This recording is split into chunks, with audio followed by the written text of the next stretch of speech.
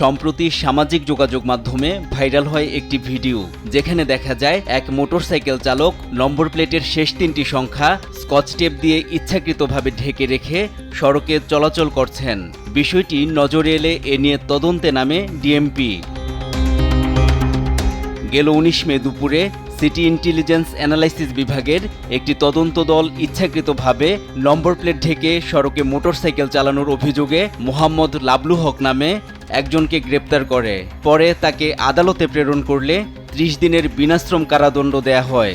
মঙ্গলবার দুপুরে DMP media সেলে আয়োজিত সংবাদ সম্মেলনে এ তথ্য জানানো হয়।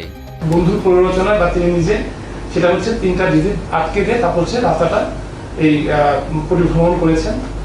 তিনি হয়তো বা ম্যাজিস্ট্রেট মহোদয়ের কাছে তার দোষ স্বীকার করেছেন এবং সেক্ষেত্রে তার যে সাজা যেটা দেওয়া আছে সেটা হয়তো বা দেওয়া হয়েছে।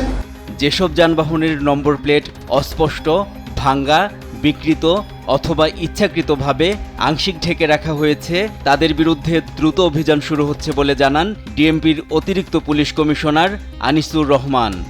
আমরা সর্বোচ্চ ভালো ব্যবহার করব মানুষের সঙ্গে, সর্বোচ্চ যেটা করা সম্ভব। আমরা ইনস্ট্রাকশন দিয়েছি, সবাই হয়তো ওটা ফলো করে না বা সবাই পারবে না, কিন্তু আমরা সর্বোচ্চ ভালো ব্যবহারটা করব। কিন্তু আইন প্রয়োগের ক্ষেত্রেও আমরা সর্বোচ্চ কঠিনটাই থাকবো। রাজধানীর সড়কে যান চলাচলে শৃঙ্খলা ফেরাতে এআই ট্রাফিক ব্যবস্থা কার্যকর ভূমিকা রাখছে বলেও জানান তিনি।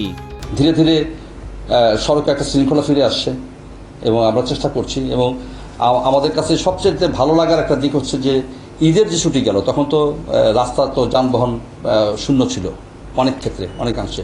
তখনও কিন্তু আমরা লোকজনকে দেখেছি যে ট্রাফিকের সড়কের এই শৃঙ্খলা মেনে চলতে। কাউকে শাস্তি দেওয়ার উদ্দেশ্যে নয়, বরং সচেতন করে স্বতঃস্ফূর্তভাবে আইন মেনে চলতে ট্রাফিক পুলিশ কার্যক্রম অব্যাহত রাখবে বলেও জানিয়েছে পুলিশ।